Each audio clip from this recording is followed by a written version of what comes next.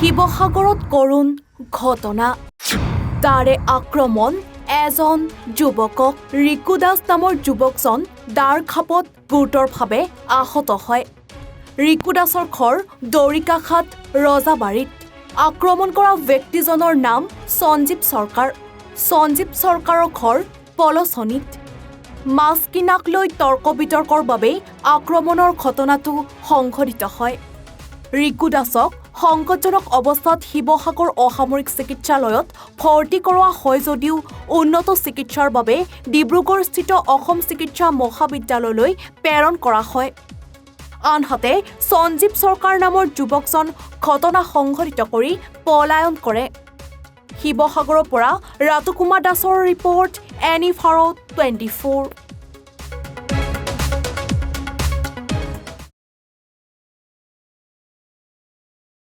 ৰব আপুনি যে এটা অপৰাধ কৰিবলৈ গৈ আছে আপুনি জানেনে এই নাবালিকা গৰাকীক এতিয়াই বিয়াত বহোৱাটো যে এটা অপৰাধ আপুনি জানেনে অপৰাধ কেনেকৈ